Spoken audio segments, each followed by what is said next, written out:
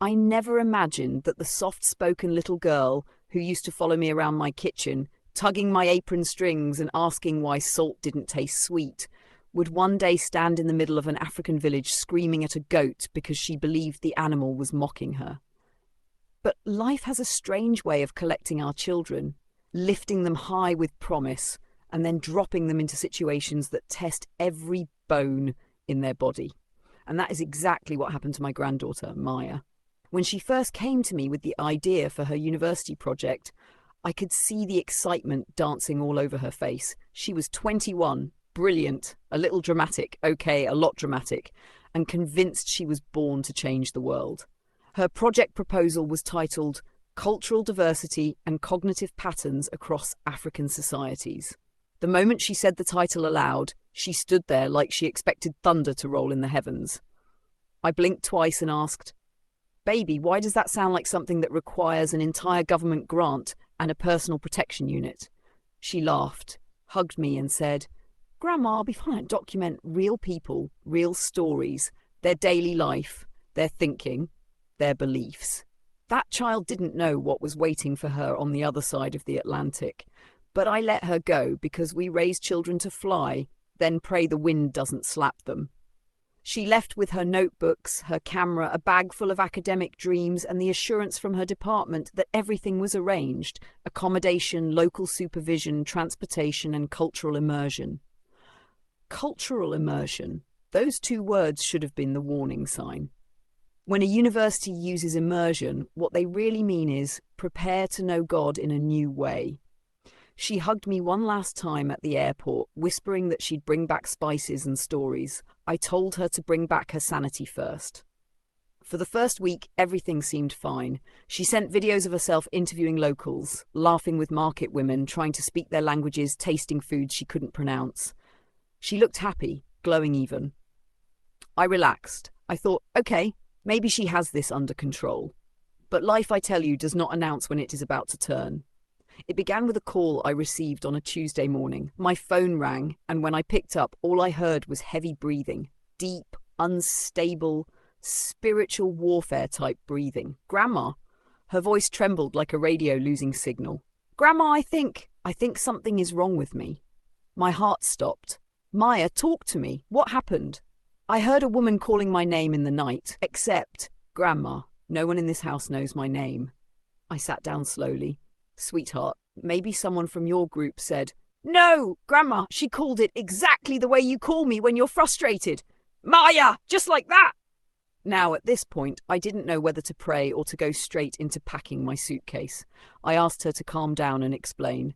She told me her assigned accommodation was in a small town outside the city, quiet, mostly rural, full of welcoming people, but very different from the life she knew. Electricity came and went like it was doing push-ups. Water had moods, roosters didn't understand sleeping etiquette, and the neighbours kept goats that walked around like they owned mortgage rights on the land. Still, she had been adjusting until her fourth night. According to her, she woke up around 2 a.m. to footsteps on the gravel outside her window. At first, she thought it was one of the house helpers, but then she heard humming. Not just regular humming, ancestral humming, the type that comes with rhythm and mystery. She got up, peeped through her tiny window, and saw nothing. She thought she imagined it. She lay back down. Then she heard her name. Grandma, at that moment, my blood pressure rose even though I wasn't the one there. She said the voice was soft, female, almost soothing. Except soothing voices at 2 a.m. in a foreign land are never positive. She ran to her host family's door, knocked like she was escaping a kidnapper, and told them someone was outside calling her. Her host mother, a calm older woman who spoke more with her eyes than her mouth, followed her to the window, looked out into the night and said, "Ah, don't worry, it is probably the spirits passing." Spirits passing. My granddaughter said her soul left her body at that moment. She went back to her room but did not sleep. She sat upright, lights on, staring at the door like she was guarding a kingdom. She didn't tell me any of this until that phone call. I listened and tried to calm her. Then I asked the most important question. "Baby, are you safe?" She whispered, "Grandma, I don't know." That was enough for me. But I couldn't just jump on a plane without understanding what was going on. So I called her local supervisor, who was a kind man with an accent so thick I had to replay his messages to understand. He assured me Maya was fine, that the area was safe, and that the cultural experience sometimes overwhelms young students who are not used to traditional environments. Overwhelms? Young students? I wanted to tell him my grandchild is emotionally dramatic, not spiritually battle-ready. Still, I gave him the benefit of the doubt until Maya called again the next day, crying. This time it was about the goat. She said she went outside to record interviews, and the neighbour's goat kept staring at her. Not normal staring, judge of the universe staring. Every time she moved left, the goat moved left. When she stepped right, the goat stepped right. When she tried to ignore it, the goat bleated so loudly she almost dropped her camera. She said, "Grandma, I swear on my tuition fees that goat was laughing at me." Now, my granddaughter is a lot of things, but she is not a liar. And she doesn't hallucinate animals expressing sarcasm. She tried to keep herself together because she didn't want to fail her project. But the environment was getting to her. The heat, the noise, the unfamiliar foods, the unpredictable wildlife, the spiritual talk woven into everyday life, the pressure of the project, the responsibility, the isolation. It was too much. Then came the breaking point. On her 5th day, she visited a remote community to interview elders about cultural beliefs. Everything was going well until they offered her a traditional drink, fermented, thick, and smelling like something that should not be consumed without medical supervision. But out of respect, she drank it. She told me the world shifted immediately. Her vision blurred, her heartbeat doubled, and she could hear people talking but couldn't understand a word, even though they were speaking English. She said she suddenly felt like she was floating, the ground beneath her spinning. She grabbed a tree to steady herself, but the tree moved. She thought she was losing her mind. In her panic, she tried to speak, but her tongue felt like it belonged to someone else. The villagers told her it was just the strength of the drink. Strength? That drink had determination, ambition, and a gym membership. They helped her into the shade, and after an hour she felt stable again. But emotionally she was shaken, completely shaken. She told her supervisor she wanted to return to the city immediately, but they'd already left. She had to wait until evening to ride back, and by then she was exhausted. Physically, mentally, spiritually, even academically. That night she locked her door, pushed her dresser against it, and sat on the floor rocking back and forth like someone rehearsing for a melodramatic movie role. It was around that time she called me again. This time she cried so hard I could barely hear her. "Grandma, I think I'm losing myself." I didn't think. I didn't breathe. I booked the next available flight. By the time I arrived, that child looked like she'd lived 5 years in 5 days. Her hair was frizzy, her eyes wide, and she kept glancing over her shoulder like someone being followed by sounds no one else could hear. She ran into my arms and sobbed. "Grandma, I'm not crazy, right?" I held her, rubbed her back, and whispered, "Baby, you are not crazy. You just lived too much life too fast." But deep down, I knew she had come close, very close, to the edge where fear, confusion, and cultural shock meet. I stayed with her in that town for days, calming her, grounding her, helping her make sense of what she'd experienced. And with each passing day, I began to discover the deeper truths behind the voices, the shadows, the spirits, the goat, and even the drink. But that, my dear followers, is where the real story begins. Warm regards to all my amazing viewers. Thank you for always listening to my heart, my humour, and my sorrows. Stay with me for part 2 because the truth behind what happened to my granddaughter is deeper, stranger, and more emotional than you can imagine. I stayed with Maya in that little African town longer than I expected. And I must confess, the air itself felt different. It wasn't the kind of difference a person describes in passing. No. It was the kind that settled into your skin, whispering a kind of old wisdom that both comforted and unsettled you at the same time. The nights were thicker, the days louder, and even the stillness had a sound. My first morning there, I woke up to a rooster screaming like it was arguing with God over unpaid rent. When I walked outside, 2 goats stood near the doorway, staring at me like I was the guest who wore shoes inside the house. I had lived 70 years on this earth and had never been sized up by farm animals, but the extraordinary had become the ordinary in that place. Maya was still shaken, but my presence steadied her.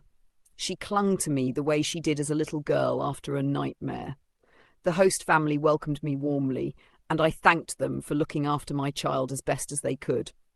But the first thing I asked Maya after settling her down and getting her to breathe properly was to tell me everything she hadn't yet admitted, and Lord, she told me.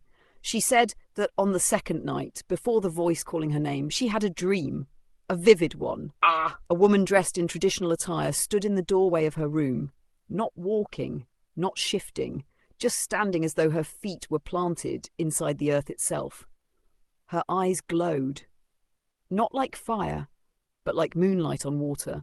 The woman said nothing, just stared. When Maya tried to speak, the woman raised her hand slowly and pointed out the window. Maya said she woke up sweating, heart-pounding, convinced someone or something was outside. But she didn't tell anyone then, because she didn't want to sound silly. Now, in that culture, dreams are treated with seriousness. They're believed to be messages, warnings, sometimes even invitations. But Maya didn't grow up with that worldview. She grew up with therapy sessions, academic explanations, and Google searches. So she brushed it aside until the voice came the next night.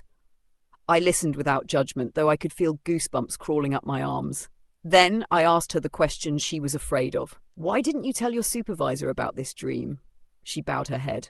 Grandma, because I didn't want to be the crazy American girl. Hearing that broke something inside me. My granddaughter had been drowning quietly, afraid to be misunderstood in a place where the language of life was different from anything she knew. The second day of my stay, I met her supervisor. He was polite, respectful, but clearly unaware of how deeply Maya had spiraled. He explained, with the calmness of someone reading a weather report, that the region had strong spiritual traditions, and many foreigners, especially young ones, experienced psychological over-immersion. Over-immersion. I thanked him, but I knew that phrase was a polished academic way of saying she saw things we cannot classify in our reports. Still, being there helped me understand. The nights truly did feel alive. The air changed tone after sunset. Whispering winds brushed the walls like fingertips. I stayed with Maya in that little African town longer than I expected, and I must confess, the air itself felt different. It wasn't the kind of difference a person describes in passing.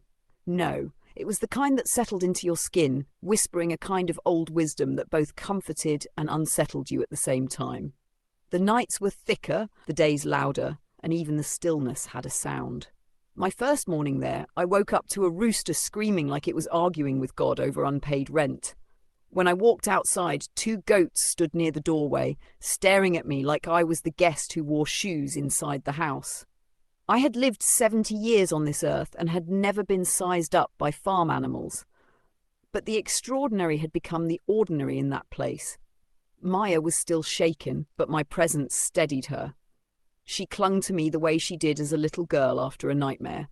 The host family welcomed me warmly, and I thanked them for looking after my child as best as they could. But the first thing I asked Maya, after settling her down and getting her to breathe properly, was to tell me everything she hadn't yet admitted. And Lord, she told me.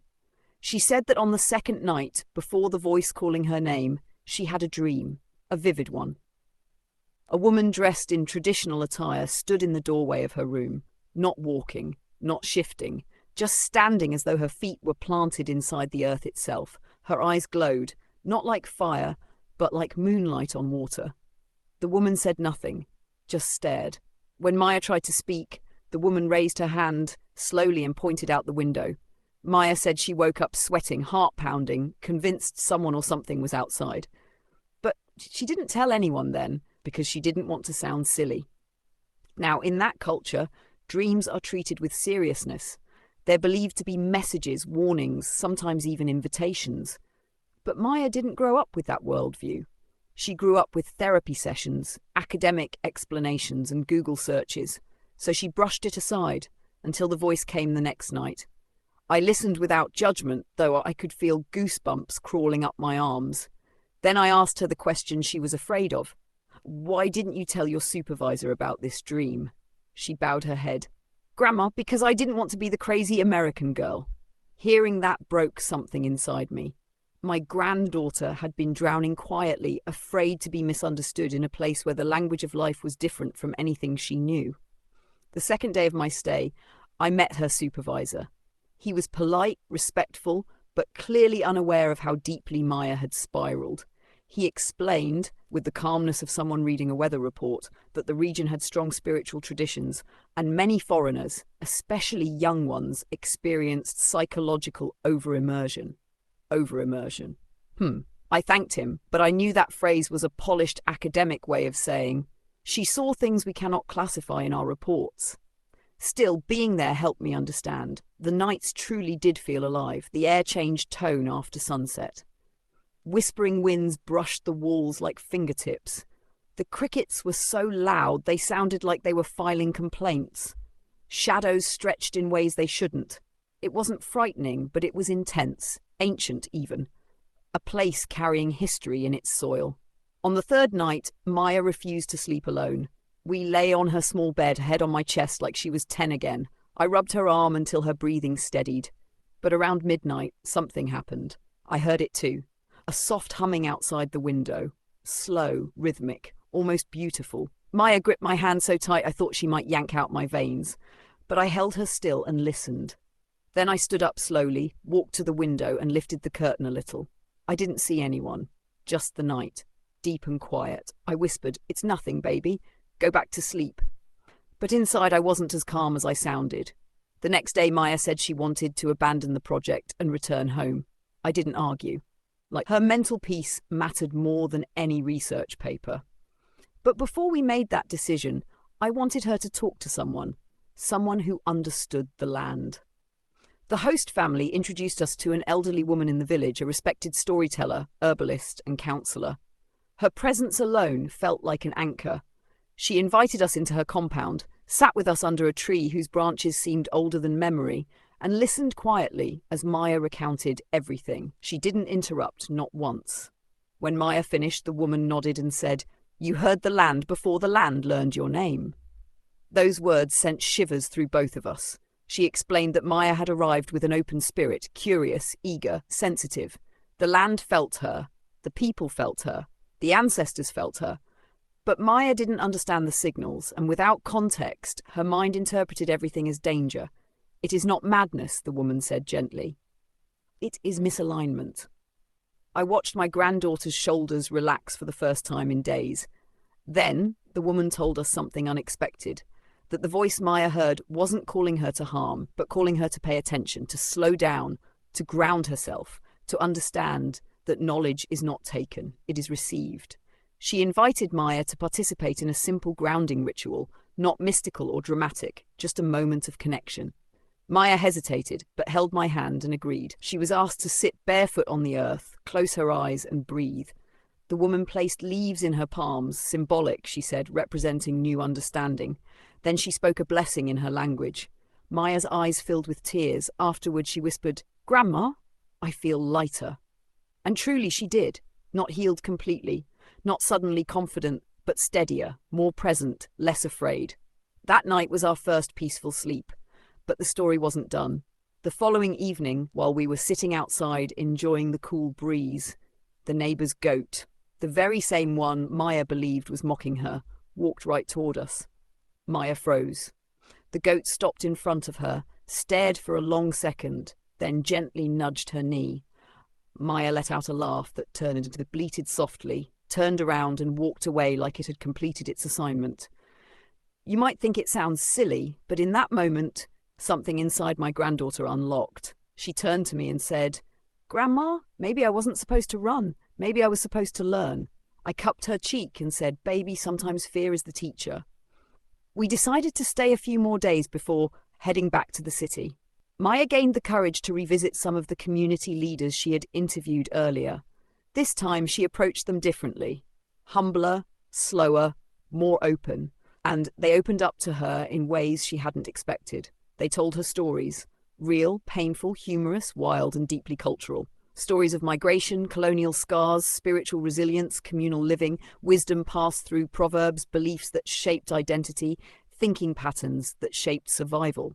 For the first time, Maya understood what her project had been missing. Context. heart, patience. She took notes, recorded audio, captured emotions, not for research alone, but for understanding. Even I, old as I am, learned things that made me see the world wider and deeper. Her best breakthrough came from an elderly man who told her, "We think the way our land teaches us to think. You cannot study people until you learn the language of their soil." Those words stayed with Maya. They changed something inside her forever. But just when I thought things were finally settling, something happened that shook both of us again. On our last night in the town, Maya had another dream. This time the same woman appeared, standing at the doorway, dressed in her cultural attire. But now her face wasn't expressionless. She was smiling, softly. She pointed not outside this time, but to Maya's notebook on the table. When Maya woke up, we found one of her pages fluttering on the floor, a page she hadn't written on yet, a blank page. She came to me quietly in the morning and said, "Grandma, I think this land wants to be heard, not studied, heard." I didn't know what to say, but I hugged, and in that hug I realized my granddaughter wasn't breaking down. She was breaking open. What nearly drove her insane had also awakened something powerful in her. Empathy, awareness, humility, and a deeper sense of connection. But our journey wasn't over, because when we tried to return to the city the next morning, something unexpected happened that changed the course of everything and pushed us into the most intense part of this story. The morning we were meant to leave the small town and return to the city, the sky carried a weight that made my chest tighten. It wasn't raining, but the air felt swollen, like the whole place knew something we didn't. Maya and I had packed our bags, thanked our hosts, and waited by the dusty roadside where the transport van was supposed to meet us. But the van never came. We waited 10 minutes, then 30, then an hour. The sun was climbing, the humidity thick enough to knead like dough, and Maya's anxiety began rising with the heat. She paced up and down the roadside, wiping sweat from her forehead, muttering to herself, "Grandma, did they forget us? Did something happen? Did they change the schedule?" I tried to calm her. "Baby, it's Africa. Time works differently here." She gave me a look somewhere between panic and disbelief. "Grandma, how can time work differently? Time is time." I laughed softly. "Not here. Here, time moves like it's carrying a basket on its head. It stops to greet people, it rests under a tree, it changes direction if the road is too muddy." She threw her hands up dramatically. "Grandma, this continent is going to make me write my thesis with tears." But beneath her humour, I could feel the pressure building again. Just as I was about to call her supervisor, the host family's neighbour, a young woman named Amina, hurried toward us. She was breathing fast, her scarf half slipping from her head. "Your van cannot come today," she said. "There was a roadblock on the highway." Maya froze. "Roadblock? For what?" Amina shrugged lightly. "And maybe they are fixing something. Maybe the people are protesting. Maybe someone important is passing. Nobody knows." Maya's jaw hung open. "Grandma, what kind of maybe country is this?" I squeezed her shoulder to calm her. "Baby, breathe." But the truth was, even I felt uneasy. Not frightened, just suspended, like the day itself was holding its breath. Amina continued, "You have to stay one more night. The van will come tomorrow." Maya nearly collapsed. "One more night?" Her voice cracked. "I can't take one more night, Grandma. I can't. I'll hear voices again, or that goat will come back and judge me, or the power will go off and something will move in the dark that shouldn't move." I held her hand and pressed it gently. "Baby, listen to me. We're okay. We're safe. You're not alone this time. I'm right here with you." But I could see her breathing quicken, that familiar spiral of fear threatening to consume her. The woman she had become on this trip was not the confident, fearless girl who boarded the plane weeks ago. This Maya was raw, exposed, shaken to her core. We returned to the house. The host mother welcomed us back with a warm smile and prepared a meal to help Maya relax. She served us rice with a stew so spicy I felt it correcting my life choices. Maya barely ate, her mind too cluttered with worry. That evening, something unusual happened. At around 6 p.m., the elderly woman who had counselled Maya previously, the storyteller, the herbalist, the wise one, arrived unexpectedly. She walked slowly, leaning on a carved wooden stick, her wrapper tied firmly, her face calm and serious. Maya straightened immediately, her hands trembling slightly. "Grandma?" "I see her," I whispered. The woman greeted the family, then turned her attention to Maya. "I heard your journey has been delayed," she said. Maya nodded timidly. The woman motioned for her to sit. We all followed her to the courtyard beneath the massive tree whose branches formed a natural roof. The woman looked directly at Maya, her eyes deep and steady. "You are frightened of the night again," she said. Maya swallowed hard. "Yes." "But why?" the woman asked softly. "The night has not changed. Only you have changed." That question landed on Maya like a truth she had not been ready to admit. She lowered her gaze. "I'm scared of hearing her voice again," Maya whispered. "The woman from my dream. And the humming, and the shadows, and feeling unrooted." The elderly woman nodded slowly, then she leaned forward. "Child, do you know why the land called you?" Maya's eyes widened. "It called me?" "Yes," the woman replied calmly. "Not to harm you, but because your spirit was too fast, too loud, too full of expectation." Maya fumbled with her fingers. "But I just came for my project." "I wasn't trying to." "Yes," the woman interrupted gently. "You came for knowledge, but you did not come slowly. You did not come openly. You came with your mind full of ideas. You came running. This land does not like running minds. It prefers steady footsteps. It prefers listeners." Maya looked like she had been struck by something invisible. I knew those words pierced her deeply because she had always lived life in a rush. Quick thinking, quick talking, quick processing. Africa did not care for quick. The woman continued. "Your fears, they came because the land was trying to slow you down. To make you see, not just study. To make you feel, not just record." Maya's lips trembled. "But why did I hear my name? Why did the voice call me at night?" The woman smiled gently, an unexpected warmth in her expression. "Because you would not listen during the day." A stillness settled around us. Maya covered her mouth with one hand, tears forming. I put my arm around her. The woman reached into her cloth bag and took out a small woven bracelet. It was simple but beautiful, made from threads dyed in earthy tones, brown, deep red, gold, green. She handed it to Maya. "This," she said, "is not charm, it is not magic, it is memory, a reminder that you belong to yourself. Wear it tonight. It will remind your mind to stay with your body." Maya's tears fell freely now. She took the bracelet carefully, almost reverently, and slipped it onto her wrist. The woman placed her hand gently on Maya's head. "You are not losing your mind, child. You are finding your ground, slowly, slowly." And with that, she rose, nodded to us, and left the compound as quietly as she came. That night was the turning point. For the first time since I arrived, Maya agreed to sleep in her own room again, with the light off.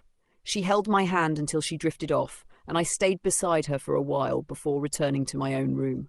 But not even 30 minutes passed before I heard her voice. "Grandma!" I rushed to her door.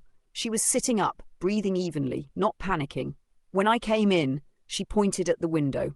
"Grandma, I heard the humming again." My heart dropped. "Baby, are you frightened?" She shook her head slowly. "No, it sounded softer. Not like before. It didn't call my name. It just hummed. Do you want me to stay?" I asked gently. She nodded. I sat beside her on the bed. The night air drifted in, cool and soft. And then I heard it too, a faint humming. Not threatening, not eerie. Just a melody, gentle, repetitive, almost like a lullaby carried by the breeze. I didn't move. Neither did she. We just breathed, together. After a minute, Maya whispered, "Grandma, I don't think it was a spirit." "What do you think it was?" I asked softly. She thought for a moment, then said, "I think it was someone singing far away, or maybe the wind passing through something. Maybe I heard it differently before because I was overwhelmed." Her voice didn't shake, not even once. She closed her eyes, inhaled deeply, then whispered, "I'm not scared anymore." For the first time in days, my granddaughter fell asleep peacefully, without trembling, without fear, and I sat there watching her, thanking God that the fragile girl I saw breaking apart was now stitching herself back together. But the next morning was the moment that confirmed she was truly healing. We woke early. The van finally came, dust trailing behind it like a brown scarf. Maya hugged everyone goodbye. She even approached the goat, her former nemesis, and rubbed its head. The goat bleated, unimpressed. Maya laughed. A real free laugh.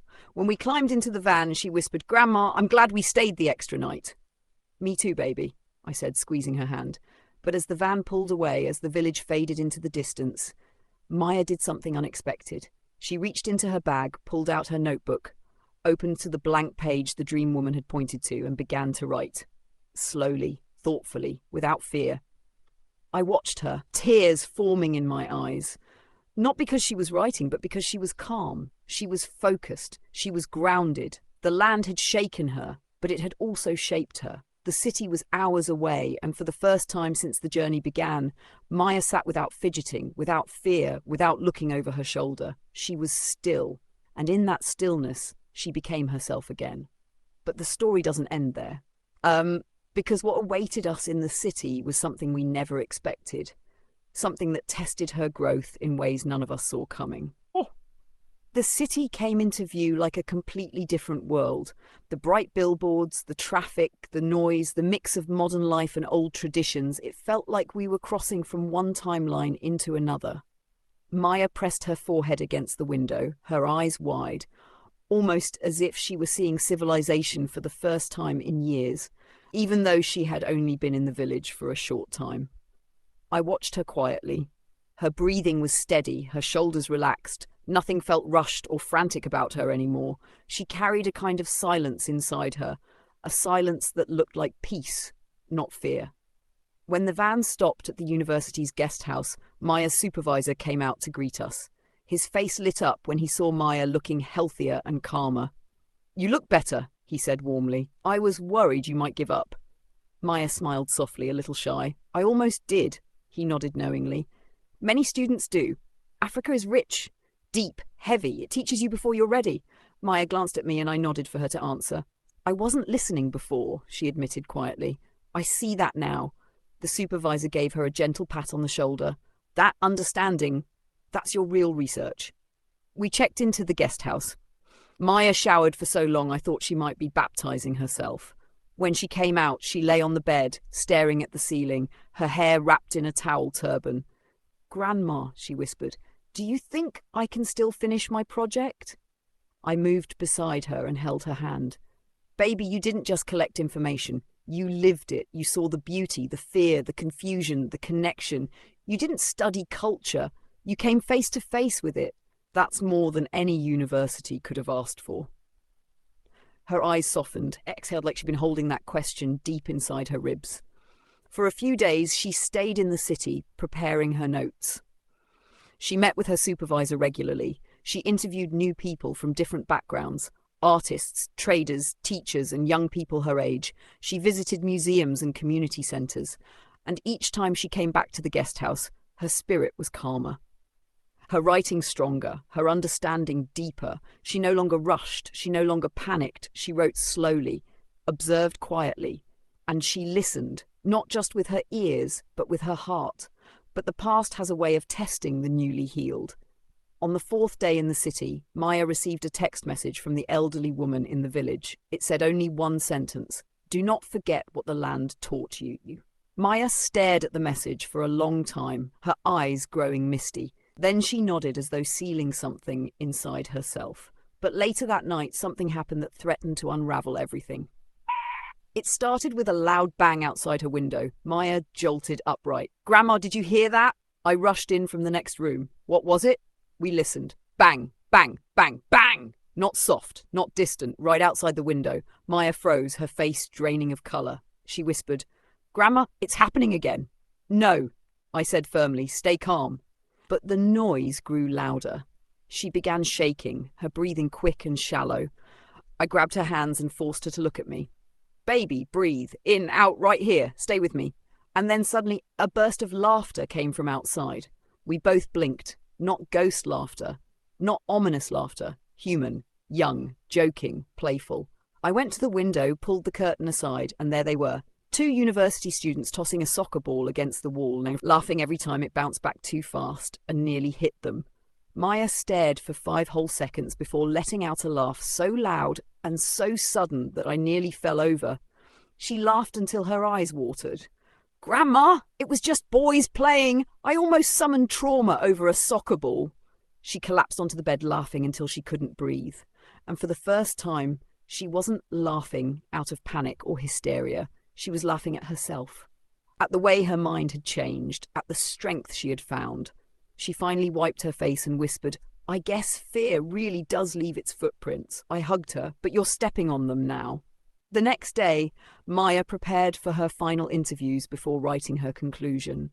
Her supervisor arranged for her to speak with a professor who specialized in cultural psychology. The woman was sharp, gentle, and deeply insightful. She listened to Maya recount her entire experience, from the dream to the voice to the goat that looked like a philosopher to the humming nights to the grounding ritual. The professor nodded thoughtfully. When you entered the village, she said, your mind was still in your world. When the village entered you, your mind didn't know where to stand. Maya blinked. That internal confusion, the professor continued, is common when you meet a culture that lives and breathes differently from the world you came from. A place where spirituality is woven into daily life. A place where silence has meaning. A place where people feel the land, not just walk on it. Maya listened with intensity. You didn't break, the professor told her. You opened. Maya looked down at her bracelet, the woven reminder of her grounding. When the session ended, she hugged the professor, something she never did lightly. And on the ride back to the guest house, she stared out the window, quiet, reflective. Grandma, she said, I think I understand now. She paused. Culture isn't just food and clothing and language. It's what shapes how people think. It's what shapes how they interpret silence, fear, dreams, strangers, life itself. I smiled. Baby, that's your real thesis. That night, she wrote and wrote and wrote. 10 pages, then 15. Then 20. She didn't stop until her hand cramped. I watched her from the doorway, proud and emotional. Her writing wasn't academic alone. It was alive. It carried her confusion, her fear, her laughter, her breakthroughs, and her transformation. By morning, she had her full report. And it was beautiful. A week later, it was time to return home. At the airport, Maya held my hand tightly, looking back at the land she had once feared, now loved, respected, and understood. Grandma, she whispered, I think I came here for a project, but I'm leaving with a new mind. You're leaving with a new heart too, I told her. She nodded. I won't forget the humming, she added quietly. Or the goat, I teased. She laughed. Grandma, that goat was spiritually unserious. We boarded the plane. She fell asleep with her head on my shoulder, peaceful in a way I hadn't seen in weeks. Watching her, I felt grateful, proud, soft inside. Because I had seen her almost lose herself, and then find herself again in a place that demanded truth from her spirit. When we reached home, she presented her project to a university panel. They listened, spellbound. The depth, the authenticity, the emotion, they felt it. They asked her questions. She answered with calm confidence, and when she finished, they gave her a standing ovation. She passed with distinction. Afterward, she ran to me and hugged me so tight, I gasped. Grandma, thank you for coming. If you didn't come, I don't know who I'd be right now. I kissed her forehead. Baby, even if your mind had scattered, I would have gathered every piece. She laughed and cried at the same time. And now, as I sit here telling you this story, I want you to understand something.